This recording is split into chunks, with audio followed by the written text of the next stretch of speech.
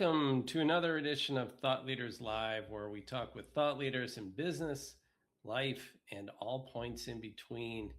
Today, I'm joined by Sharon Vinderine, the founder of Parent Tested, Parent Approved. It is one of North America's most trusted consumer testing communities. She's got over 250,000 verified parents who are part of her community. And I'm really excited to hear about how Sharon built this community and more about PTPA. So Sharon, thank you so much for joining us today. Thank you. I'm excited to have a chat with you today. Yeah, should be great. So let's start out with some personal background about yourself. Tell us a little bit more about your own journey and what led to PTPA. Sure. So I come from two entrepreneurs, so I feel like it's in my blood. So I was clearly meant to be an entrepreneur. I had started a high-tech company way back when. I'm going to say the years, but that's aging me, in the 90s. And then when I got pregnant with my first child, I sold that tech company, started a line of baby products, and entered my baby products into an award. And I thought this award was going to be game-changing, and found that this company didn't live up to any expectations. So that was what prompted me to start yet another entrepreneurial venture, which is 19 years later, Parent Tested, Parent Approved. I sometimes wonder for entrepreneurs, especially entrepreneurs whose parents were entrepreneurs, and you say it's in your blood. Sometimes I wonder if there should be some sort of counseling or therapy program to help us get past our entrepreneurial tendencies. Yeah. It's very powerful. But tell me about, okay, so you entered the contest, and did something happen when you were trying to get that award that turned on the light bulb to start Parent Tested, Parent Approved? Yeah.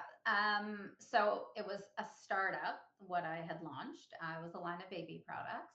And I remember spending, I don't remember exactly how many thousands and thousands of dollars, but the promise was, we're going to give you a ton of feedback from our testers on how your product performed. We are going to promote you to retailers. We are going to put out a press release from whatever organization it was at the time. There was this list of promises. And one of the products that I had submitted was something called a kangaroo towel. And, I had to send samples, and I was so excited to read the feedback from someone other than friends and family. Mm-hmm. And when I logged in to read all the results, there were two comments. And one was, the towel colors are cute. And the other one was, the towels were soft and fluffy. So I was like, okay, I just spent thousands of dollars on that feedback. That's ridiculous, number one.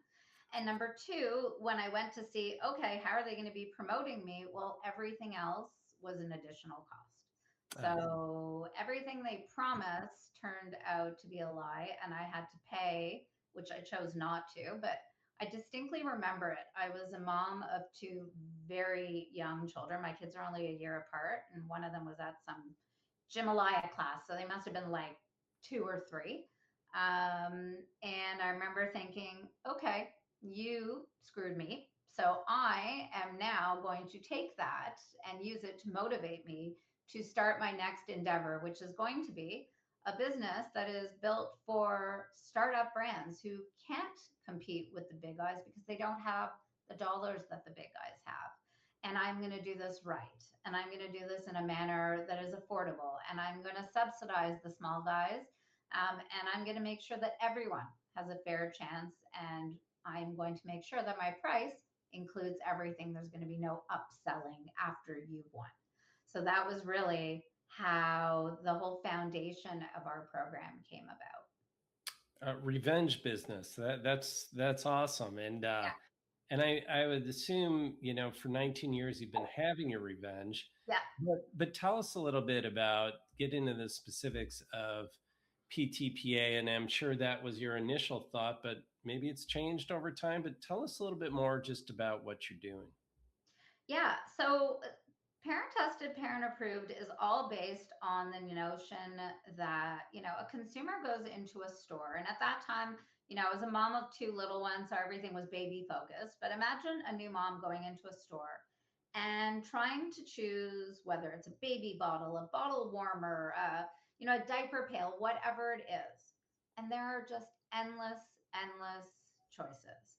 And, it used to be we would, back in the old days, not horse and buggy days, but in the old days, you would go in and you'd be like, okay, well, if it's expensive, it must be good. Or if it has this really fancy packaging, it Right. must be great. And Yeah. that's how I was making my purchases. And then I would bring these products home and I would find that they completely did not deliver on expectations.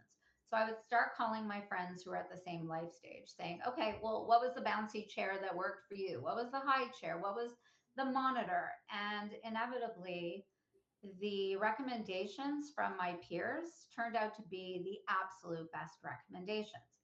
And I thought, great if I could organize a group of women who every time I needed something would just come shopping with me and tell me their opinion, but not realistic. So the thinking was, what if I could create a seal of approval that is completely based on peer endorsements that a brand could use on their package in order to stand out from the competition? So, picture, I always use this analogy. Picture Shrek going, pick me. That's kind of the concept behind the seal. And this is what it looks like. And it means what it says and it says what it means. It's parent tested, parent approved. So anytime a brand comes to us with a product that they would like certified, they have to agree to send product samples to consumers in our community that we hand select. They meet their target demographic. Those families receive the products at no charge to them, and they are using them in their real life environments. And then they are filling out a detailed survey about their experience with the product. They're also giving us a review of the product, so something that could be used on a website by the brand.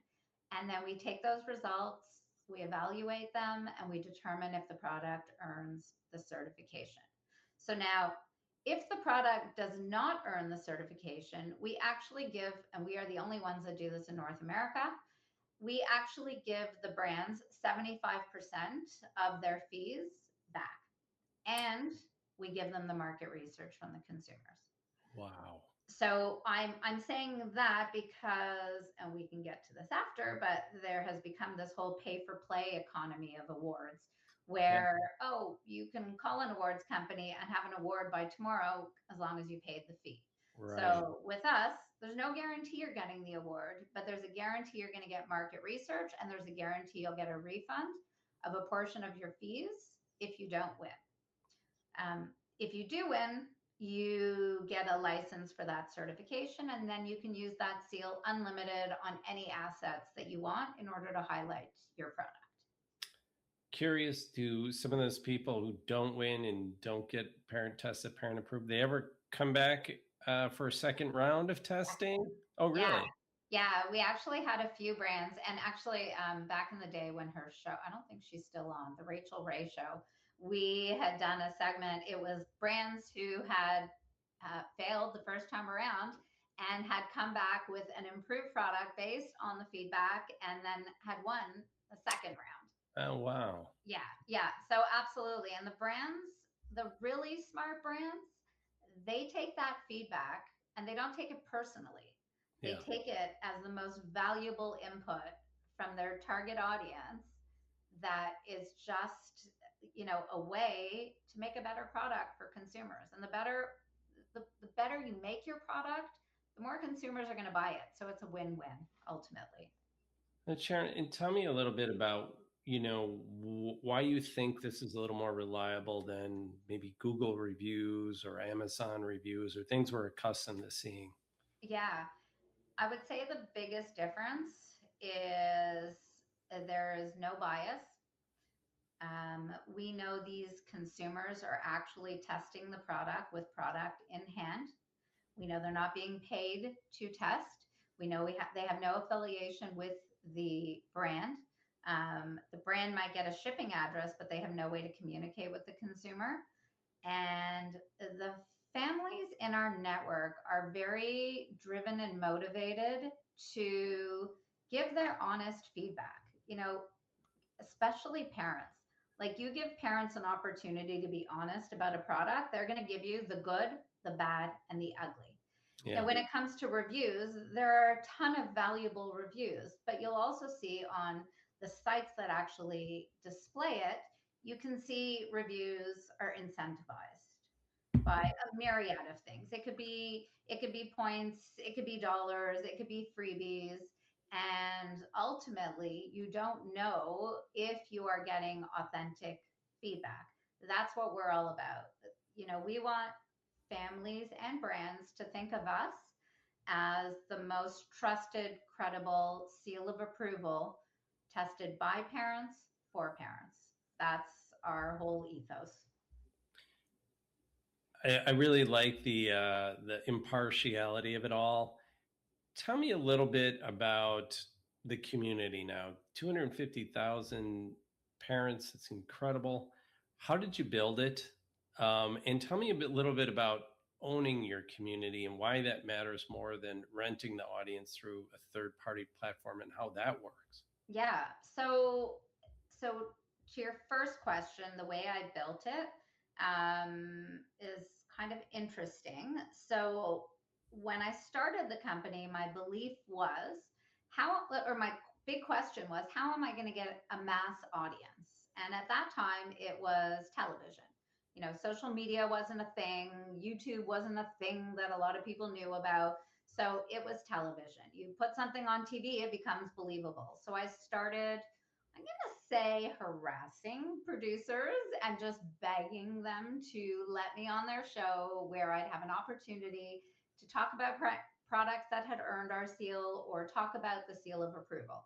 And eventually, producers started bringing me on more so they could stop receiving emails from me.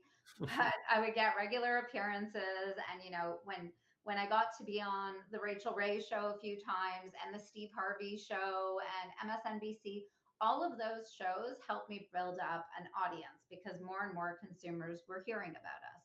The same with brands. So that's really how we built up the community. And then over the years, it's been, one parent tells another parent about us, or someone sees our seal of approval on packaging. So they end up looking us up. So that's how we've built the community. And you asked me something else, and I've already forgotten. So the second part, I'm sorry, lump those together, is why owning the community matters more than renting it through a third party platform. Yeah. So there's a few things. A lot of companies focus all their efforts on social media and building up their community on social media. And we all know how delicate social media can be. So you don't own your account. In theory, you own your account, but the platforms really own your account. And on a dime, they could decide that you've posted something that doesn't align with what they like. It could be a complete misinterpretation, or it could be a hack. And overnight, your community is gone. Also, for us, we survey our community a lot. For speaking engagements, for research papers, for insights for brands. So the ability to interact with our community on a regular basis, get their honest feedback on a myriad of topics, not just on the products that they're testing.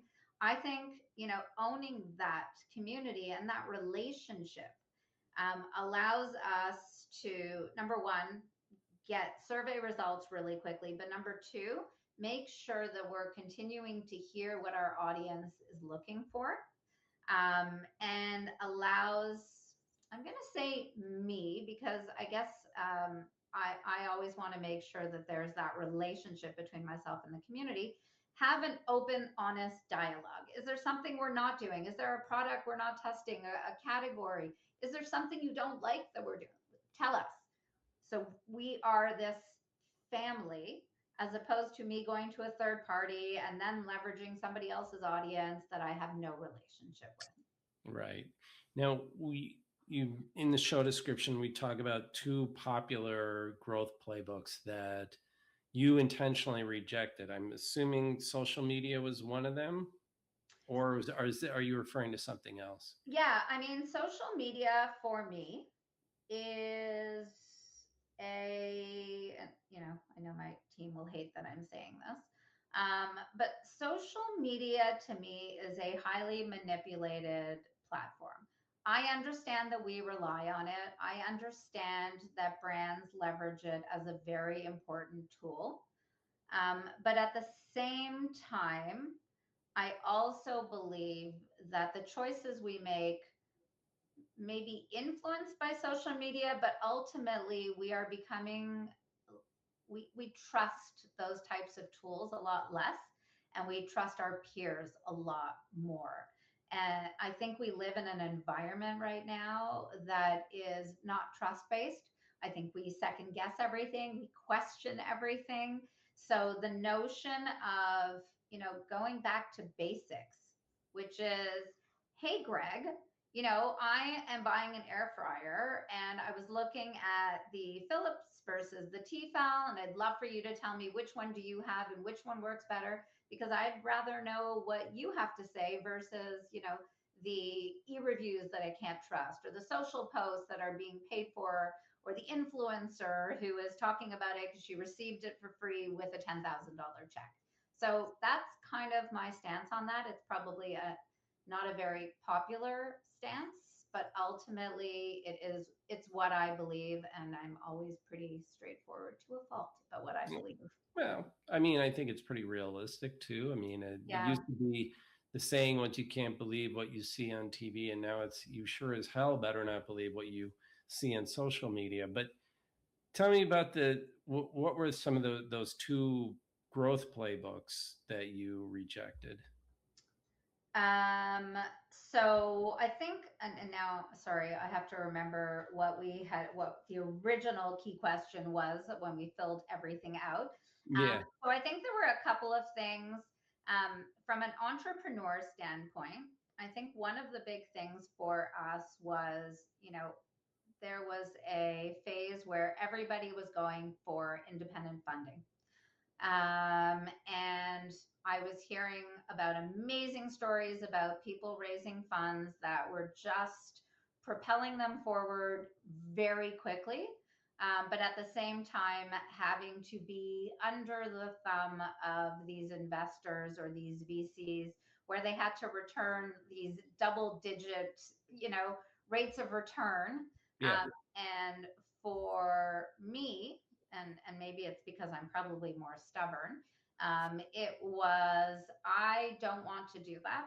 I am going to build this slowly based on our using our profits in order to build it. So while I understood that it wasn't going to be built as quickly, um, hence the gray hairs, at the same time, I knew that it was going to be built authentically and in a way that it could support itself.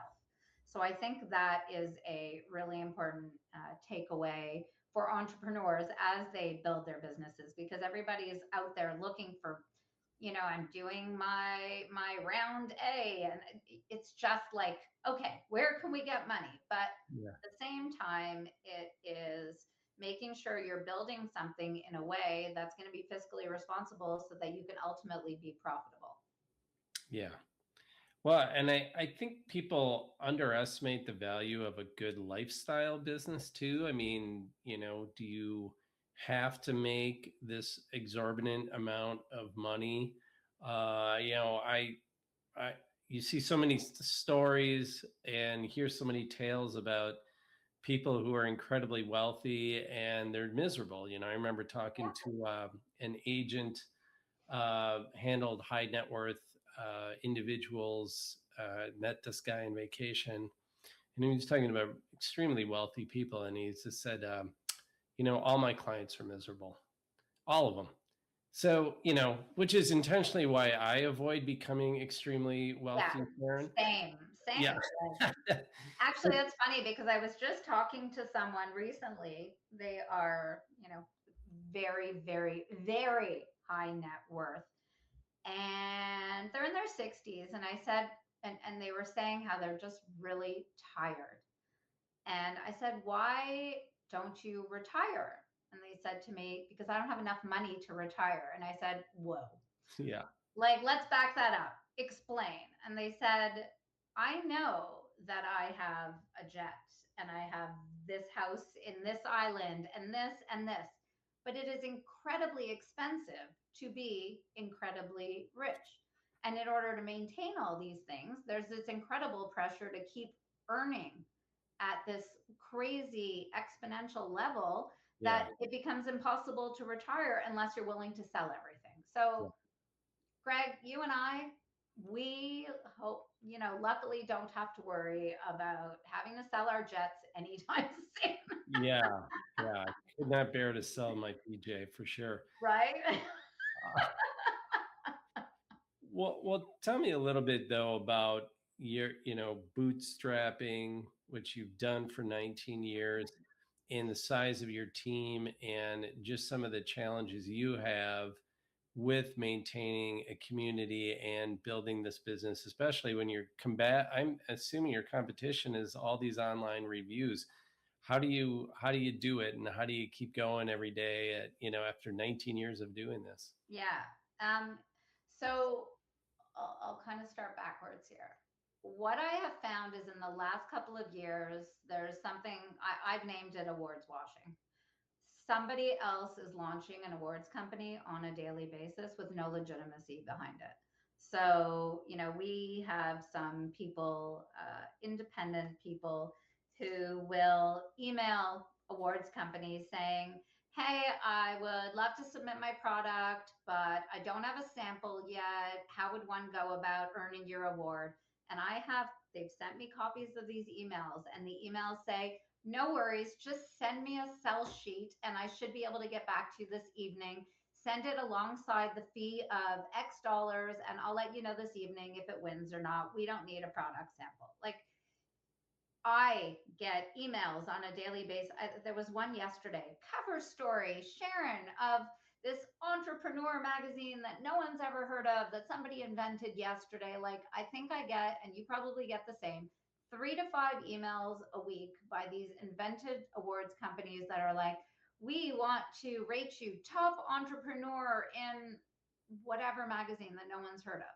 And people Right. are falling for that. And I see it on LinkedIn all the time. They're posting these double page spreads of themselves written by somebody who actually, like, it's atrocious writing, but they believe it's a form of advertising themselves. So I Yeah. feel like we're in really murky waters as it relates to our industry. And our biggest competitors are selling their awards based on ad revenue, editorial angles, whereas we are really trying hard to just keep doing it the right way, um, which is hard when there's just you're this one little fish in the sea where everybody else is kind of a shark. Yeah. Well, tell me, how you send out those trust signals and how you differentiate PTPA. Honesty. So I'm always honest with my community when I'm doing my content. I am always honest. I am straightforward. Like, it, I don't believe in us pretending that we're something more than we are. I don't believe in lying to the brands I work with, the consumers that trust us. Even when I'm selling to a brand and they will ask me a question about, tell me the ROI on this, and that. I'm always honest. If it's something that I believe that we're not going to be able to do an excellent job on, I am honest because I hate under delivering and I hate not living up to people's expectations. And I think the brands, we have brands who've worked with us for almost 15 years now, out of our almost 19 years. Wow. And I think that says a lot for the types of relationships we have with our clients. They've become friendships with many of them. And I think we all crave authenticity. We want to cut, excuse my language, we want to cut the crap. We just want to have real relationships with one another. And I think that is what has differentiated us all this time and why the brands come back to us and the consumers. Well, yeah, I think your model somewhat reminds me of Wikipedia, and then there's a big body of contributors, and Yep. there's a certain degree of self-policing that goes on and on. You've got this oversight over it, which I think is fantastic. I want to ask you a little bit now. You've been doing it for 19 years. Tell me a little bit about just, and if you can speak to this, about the nature of consumer products for parents. What have you seen kind of a shift? Is there more of a focus on, I know, health related things, or more of a reliance on video products? Do you get into that? Tell Yeah. me about what kind of products you get and where you see the marketplace going.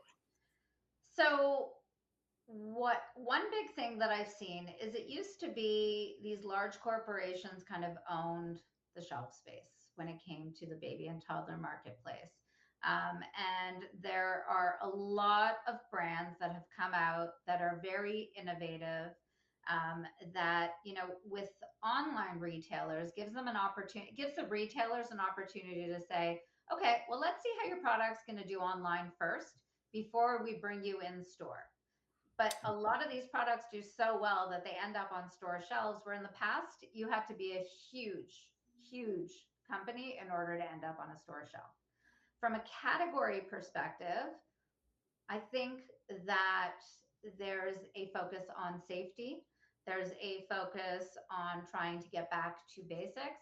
There is a focus on taking out the bad and leaving the good in, because there are so many products out there that, it turns out are making our kids sick, are making us sick.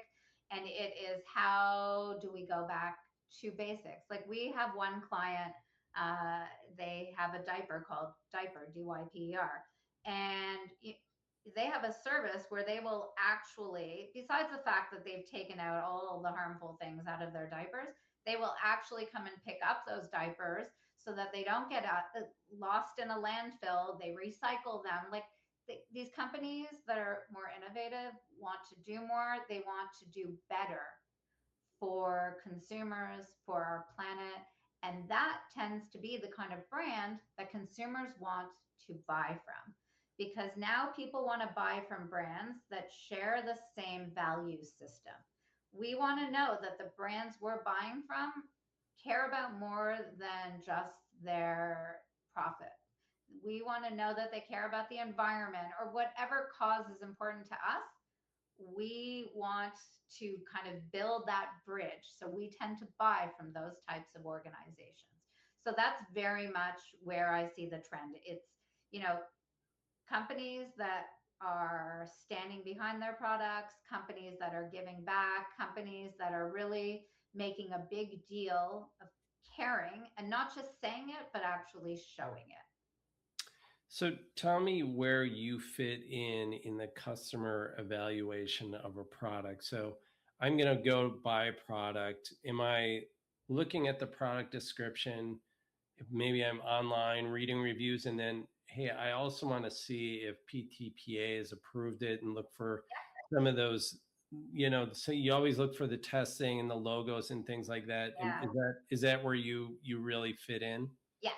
Yep. Brands use us. They add us onto their packaging. They add us onto their images on a retailer website.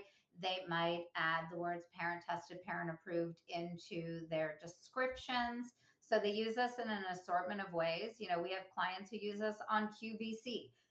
They will use us on end cap displays in Costco. So you name it, they're pretty creative. We had one retailer that actually used it on their national commercials, promoting their macaroni. Like, brands are creative; they will use it any which way they can. And because we don't charge for a lot of awards, companies will charge, oh, you want to use it in your email and your website? That's one fee. You want to use it on your packaging? Well, how many units are you using that on? Because we're going to charge you based on number of units. With us, Once you get a license, you get a license. Use it everywhere and anywhere. Well, Sharon, we're almost at the top of the hour. I really appreciate you coming on, chatting with me a little bit about your background and parent tested, parent approved, which I think is just a fantastic company and community. Thank you. And kudos to you on coming up on 20 years now. What are you going to do to celebrate? Nap. Ask you for a ride on your PJ, you know. Anywhere you want to go, provided I'm not tooling around in it any place Right, important. But right. well, Sharon, and if someone wants to, learn more about the company, submit a product to you, maybe Yeah, even join the community, how do they sure. do that? So if they are looking to be a parent tester, they can visit ptpa.com. Super simple to sign up. If they're a brand, they can visit ptpaawards.com in order to get more information, or they can look me up on LinkedIn and reach out to me there. Okay. Once again, Sharon, thanks for taking the time to chat with me. Thank you.